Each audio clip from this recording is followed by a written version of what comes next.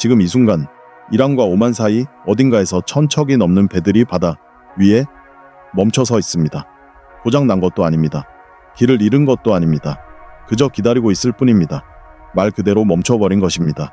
축구장 3개를 합친 것보다 더 긴 거대한 유조선들이 수억 달러어치의 원유를 가득 싣고서 마치 누군가 버튼을 눌러 일시 정지시킨 것처럼 물 위에 정지해 있습니다.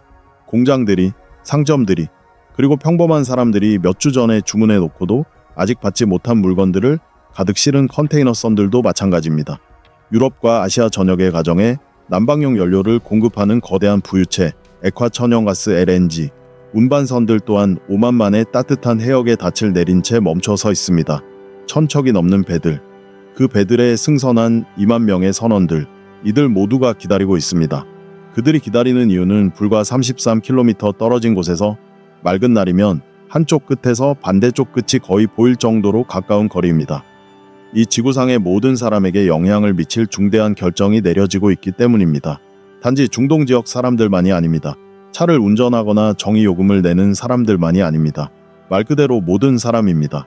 비료 가격의 급등으로 시름하는 인도 시골의 농부, 지난 한 달 사이 식료품비가 자신들도 모르는 새 슬그머니 오른 한국의 한 가족, 고용주로부터 에너지 비용 30% 인상 통보를 막 받은 독일의 공장 노동자, 드론 공격으로 도시 전체가 뒤흔들리고 수입이 하룻밤 사이에 증발해버린 두바이의 택시기사, 이들 모두가 이 상황과 연결되어 있습니다. 이들 모두가 기다리고 있습니다. 그리고 그들이 기다리는 것은 설명하기는 간단하지만 실현하기는 거의 불가능에 가까운 일입니다. 그들은 33km에 달하는 바닷길이 안전하다고 선포되기를 기다리고 있습니다. 호르무즈 해협이 다시 열리기를 기다리고 있습니다. 또한 미국 대통령이 소셜미디어를 통해 공표하고 이미 2차례나 연기되어 이제는 2026년 4월 6일 동부 표준시 기준 저녁 8시로 확정된 그 시한이 과연 합의로 끝날 것인지 아니면 파국으로 치달을 것인지를 확인하기 위해 기다리고 있습니다. 이것이 바로 그 이야기입니다. 처음부터 시작되는 이야기입니다. 세계가 어떻게 이 순간에 이르게 되었는지 이해하려면 전쟁에서부터 시작해서도 안 되고 미사일에서부터 시작해서도 안 되며 심지어 정치적 상황에서부터 시작해서도 안 됩니다. 지리적 환경에서부터 시작해야만 합니다. 중동 지도를 펼쳐 페르시아만을 살펴보라. 이곳은 마치 눈물방울과도 같은 형상을 띠며 사방이 육지로 둘러싸인 수역이다. 북쪽과 동쪽으로는 이란이 자리하고 있다. 서쪽으로는 이라크, 쿠웨이트, 사우디아라비아, 바레인, 카타르, 그리고 아랍에미리트 UAE가 늘어서 있다. 여러 면에서 이곳은 지구상에서 경제적으로 가장 중요한 수역이라 할 수 있는데 그 이유는 바로 이곳의 해저와 주변 육지에 지구상에서 채굴 가능한 석유 매장량이 가장 밀집해 있기 때문이다. 사우디아라비아, 이라크, 쿠웨이트, UAE, 카타르, 그리고 이란 본토에 이르기까지. 이들 국가는 전 세계 확인 매장량 중 실로 막대한 비중을 차지하고 있다. 그리고 대개 이 석유, 더불어 함께 산출되는 천연가스를 전 세계로 수출하는 과정은 선박을 이용하는 것을 의미한다. 그런데 이 선박들이 빠져나갈 수 있는 길은 단 하나뿐이다. 페르시아만의 남동쪽 끝자락, 한쪽과 해안에는 이란이, 그 맞은편 해안에는 오만 술탄국이 자리 잡은 지점에서 바다는 급격히 좁아진다. 가장 좁은 지점의 폭은 불과 33km에 지나지 않는다. 하나의 틈새, 병목 지점, 그리고 핵심 통로 초크포인트, 이곳이 바로 호르무즈 해협이다. 평상시, 그리고 최근 역사 대부분의 기간 동안 이곳은 평상시에 가까운 상태로 운영되어 왔다. 이 해협은 지구상에서 가장 통행량이 많은 해상 수송로 중 하나로 기능한다. 매일같이 130척의 선박이 이곳을 통과한다. 아시아와 유럽, 그리고 그 너머의 정유시설로 원유를 실어 나르는 유조선들이다. 도쿄에서 로테르담에 이르는 광범위한 지역의 난방 시스템과 발전소에 에너지를 공급하는 터미널로 액화 천연가스 LNG를 수송하는 LNG 운반선들, 전자제품에서 의류, 식료품에 이르기까지 온갖 화물을 가득 싣고 걸프 지역의 산업 중심지와 그곳에 의존하는 전 세계 소비 시장 사이를 오가는 컨테이너선들, 이 33km의 좁은 수로를 통해 전 세계 석유 거래량의 20%가 흘러간다. 거래되는 석유 5배럴 중 한 배럴꼴이다. 매일 2천만 배럴에 달하는 양이다. 일본의 제조업 부문을 끊임없이 가동시키는 원동력이 되는 석유. 한국이 가공하여 플라스틱이나 의약품의 원료가 되는 석유화학 제품으로 탈바꿈시키는 석유. 그리고 세계 최대 석유 수입국인 중국이 세계 2위 경제 대국의 공장과 발전소, 수송망에 에너지를 공급하기 위해 사용하는 석유가 바로 이것이다. 게다가 비단 석유뿐만이 아니다. 전 세계 액화천연가스 수송량의 40% 또한 바로 이 해협을 통과한다. 사우디아라비아 동부 해안에서 걸프만으로 뻗어 나간 작은 반도 국가인 카타르만 하더라도 세계 최대 LNG 수출국 중 하나이며 수출 물량의 거의 전량이 호르무즈 해협을 통해 운송됩니다. 2022년 이후 유럽이 러시아산 가스 공급을 대체하기 위해 분주히 움직였을 때 카타르는 핵심적인 대안으로 부상했습니다. 그리고 이러한 대안은 전적으로 이 해협이 계속해서 열려 있느냐에 달려 있습니다. 수십 년 동안 전 세계는 에너지 시스템을 호르무즈 해협이 결코 폐쇄되지 않을 것이라는 가정 위에 구축해왔다. 이 가정은 워낙 깊숙이 그리고 확고하게 자리 잡고 있어 너무나 당연시되었기에 에너지 시장이나 해운업, 산업, 제조업 분야에 종사하는 대다수 사람에게 5년 전 당신이 직면한 가장 큰 단일 시스템적 위험이 무엇입니까? 라고 물었다면 그들 대부분은 주저없이 호르무즈 해협을 꼽았을 것이다. 그러고는 을에 이렇게 덧붙였을 것이다. 하지만 실제로 해협이 폐쇄되는 일은 결코 없을 것입니다. 그로 인한 파장이 너무나 심각할 것이기 때문이다. 감히 그런 일을 저지를 사람은 아무도 없을 것이라고 말이다. 그들은 파장의 심각성에 대해서는 틀리지 않았다. 하지만 결코 그런 일은 없을 것이라는 점에 있어서는 틀렸다. 무엇이 그리고 왜 변했는지 이해하려면 2026년 2월 28일 이전 몇 주 동안 중동에서 무슨 일이 벌어지고 있었는지 먼저 파악해야 한다. 수년 동안 중동 지정학의 핵심 긴장 요인은 바로 이란의 핵 프로그램이었다. 이란은 우라늄을 농축하고 있었는데 이는 일정 수준 이상 진행될 경우 핵무기 제조에 필요한 물질을 생산해낼 수 있는 과정이다. 미국과 이스라엘 그리고 서방 세계의 대다수 국가는 제재와 외교 그리고 주기적인 위협을 결합한 다각적인 노력을 통해 이란의 우라늄 농축 프로그램을 중단시키거나 적어도 그 속도를 늦추려 애쓰고 있었다. 한때 양측 간의 합의가 도출된 적도 있었다. 2015년에 체결된 포괄적 공동행동계획 JCPOA 이 바로 그것으로 이 합의에 따라 이란은 제재 완화를 대가로 핵 활동에 대한 제한을 수용하기로 약속했었다. 그러나 미국이 2018년에 이 합의에서 탈퇴했고 이에 대한 대응으로 이란 또한 단계적으로 합의 이행 약속을 철회하기 시작했다. 2020년대 중반에 이르러 이란의 우라늄 농축 수준은 국제감시단이 매우 우려스러운 단계라고 평가할 만큼 위험 수위에 도달했으며 외교적 긴장 또한 수년째 고조된 상태였다. 하지만 2026년 초에 접어들면서 중대한 변화의 조짐이 나타나기 시작했다. 대화가 재개된 것이다. 페르시아만 입구에 위치한 작은 술탄국이자 오랫동안 조용한 외교적 중재자 역할을 수행해온 전통을 지닌 오만이 이란과 미국 대표단 간의 협상 장소를 제공하며 중재에 나섰다.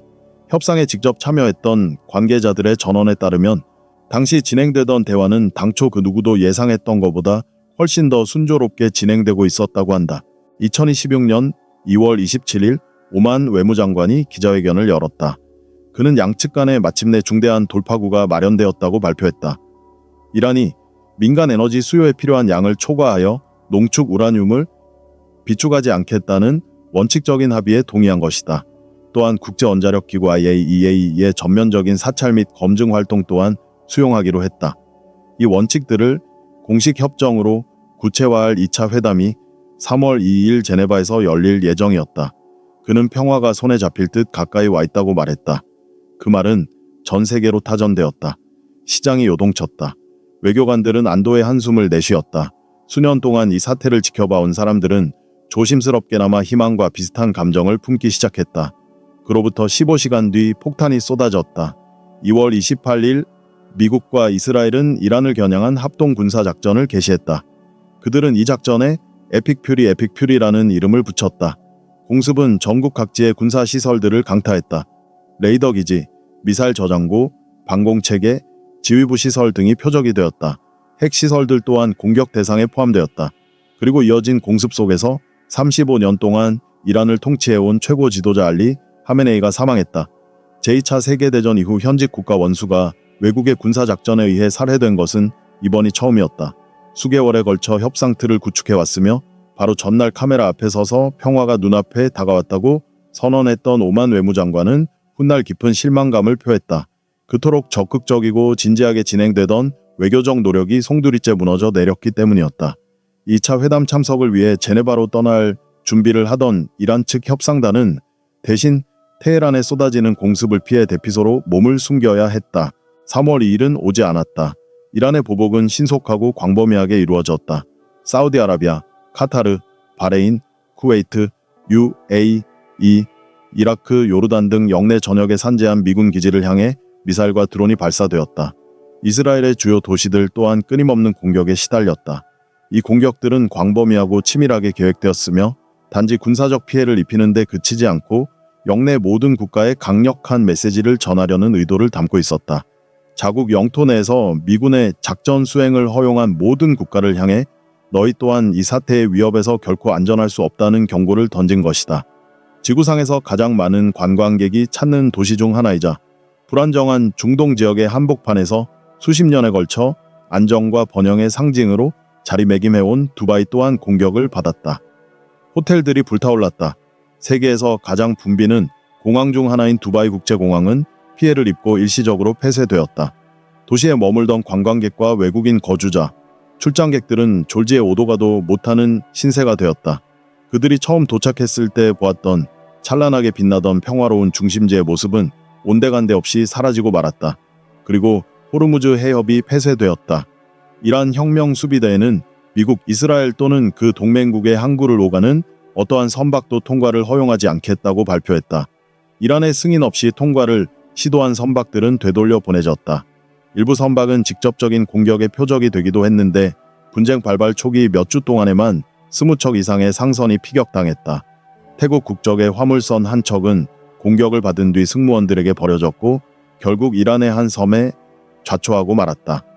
원유를 가득 실은 쿠웨이트 국적의 유조선 한 척은 두바이 항에 정박해 있던 중 드론 공격을 받아 피격되었고 이는 걸프 지역에서 가장 통행량이 많은 항구 중 한 곳에서 대재앙에 가까운 원유 유출 사고가 발생할지도 모른다는 공포를 불러일으켰다. 하루 130척에 달하던 선박 통행량은 6척 미만으로 급감했다.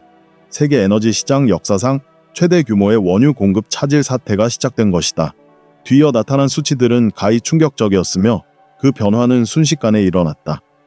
공격 사태가 발생하기 전 며칠 동안 배럴당 약 75달러 선에서 거래되던 원유 가격은 즉각적인 요동을 치기 시작했다. 불과 일주일 만에 유가는 배럴당 100달러 선을 돌파했는데 이는 2022년 이후 한 번도 도달하지 못했던 수준이었다. 최고점에 달했을 때 브렌트유 가격은 배럴당 126달러까지 치솟았다. 지금 당장 이 수치들이 다소 추상적으로 느껴질 수도 있겠다. 그러니 이를 좀 더 구체적인 현실 언어로 풀어보자. 세계 원유 가격이 배럴당 1달러씩 지속적으로 상승할 때마다 주유소에서 판매되는 연료 가격은 리터당 약 2센트에서 3센트씩 인상된다. 전쟁 발발 전의 75달러와 비교했을 때 배럴당 126달러라는 가격은 50달러 이상의 가격 차이를 의미한다. 이는 도로, 항공, 해상을 통해 물류를 운송하는 모든 국가, 모든 운전자, 모든 기업의 연료 비용에 리터당 1달러에서 1.5달러가량이 추가로 부담된다는 뜻이다. 하지만 연료 비용 상승은 이 사태가 초래하는 문제 중 가장 눈에 잘 띄는 일부분에 불과하다. 원유는 단지 자동차 연료 탱크에 주입되는 액체에 그치지 않는다. 원유는 플라스틱의 원료이자 우리가 구매하는 거의 모든 상품을 포장하는 포장재의 원료이기도 하다. 또한 원유는 비료의 원료, 즉 80억 인류가 섭취하는 식량을 생산하기 위해 현대 산업 농업에서 필수적으로 사용하는 질소화합물의 원료이기도 하다. 저렴한 가격의 비료를 확보할 수 없게 되면 식량 생산량은 감소한다. 그리고 식량 가격은 치솟는다. 이미 식량 안보가 위태로운 국가들에게 있어 이는 단순히 경제적인 차원의 문제가 아니다. 이는 곧 인도주의적 재난의 문제인 것이다. 석유는 운송 비용에 내재되어 있으며 운송 비용이 오르면 선박으로 운송되는 모든 상품의 가격도 함께 오릅니다. 석유는 전력 생산 비용, 제조 비용, 건설 비용, 의약품 생산 및 유통 비용에도 내재되어 있습니다.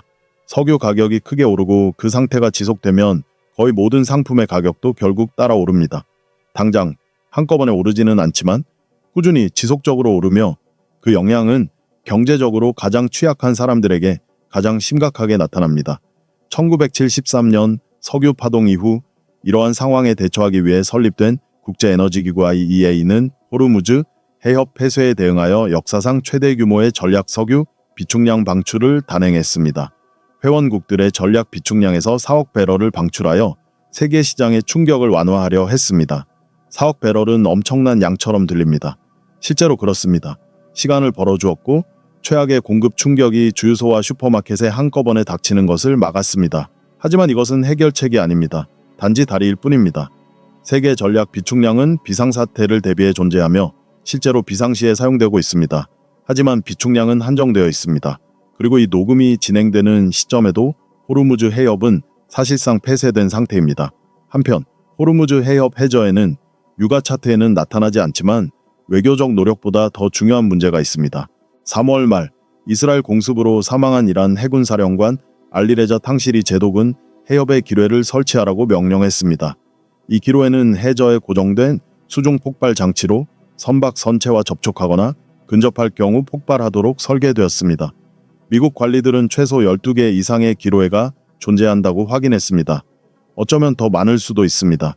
기뢰의 정확한 위치는 아직 완전히 파악되지 않았습니다. 기뢰 부설 시설은 대부분 파괴되었지만 이미 설치된 기뢰는 세계에서 가장 중요한 해상 교통로인 해저에 그대로 남아 있습니다. 해상 기뢰 제거는 해전에서 가장 힘들고 위험한 작전 중 하나입니다. 특수 선박, 훈련된 잠수부, 원격 조종 수중 로봇, 그리고 상당한 시간이 필요합니다. 정치적 합의가 도출되고 양측이 악수를 나누며 휴전을 선언한 뒤에도 대형 상선들이 안전하게 통항할 수 있도록 해협을 정비하는 실무 작업에는 최소한 수주가 소요될 것입니다. 대부분의 외교적 상황 보도에서 간과되는 중요한 점이 바로 이것입니다. 해협은 마치 전등 스위치를 켜듯 간단히 다시 열릴 수 있는 것이 아닙니다. 최상의 시나리오에서도 재개방은 점진적이고 불안전하며 불확실할 것입니다. 선박들은 기다릴 것이고 보험사들은 위험을 감수할 것이며 선장들은 조심할 것입니다. 그리고 세계 에너지 공급망은 정치적 헤드라인이 사라진 후에도 오랫동안 그 여파를 느낄 것입니다. 이러한 상황 속에서 미국은 3월 19일 해협 재개방을 위한 공식적인 군사작전을 개시했습니다. 해군력이 배치되었고 이란의 걸프만 안팎의 군사시설을 공습했습니다. 기로의 부설 시설도 타격을 입었습니다. 하지만 기로의 자체는 여전히 남아 있습니다. 그리고 이란이 이 해협의 통행을 통제할 법적, 실질적 권리가 있다고 주장하는 폐쇄 원칙은 미사일 공격으로 파괴할 수 있는 것이 아닙니다. 이제 그 주장이 공식화되고 있습니다. 전쟁 발발 이후 몇 주 동안 이란 의회는 이란이 해협을 통제하는 것을 명문화하는 법안을 마련해 왔습니다. 여기에는 이란이 중립국으로 지정한 선박에 통행료를 부과할 권리도 포함됩니다. 전시 전술로 시작된 것이 이제 영구적인 지정학적 입지로 전환되고 있는 것입니다. 만약 이 법안이 통과된다면 그 파장은 엄청날 것입니다. 국제해양법 체계 전체, 특히 국제해협의 무해통항권을 보장하는 유엔 해양법 협약이 상상할 수 있는 가장 중대한 방식으로 도전을 받게 될 것입니다. 이 항로를 통과하는 모든 화물선, 유조선, LNG 운반선은 이란의 승인을 받아야 할 것입니다. 해협을 통제하는 국가는 사실상 전 세계 석유 공급량의 5분의 1에 대한 영구적인 거부권을 행사하게 되는 것입니다. 이는 일시적인 전시 비상사태가 아닙니다. 이는 세계 에너지 질서의 근본적인 재편을 의미합니다. 이제 시한이 다가오고 있습니다.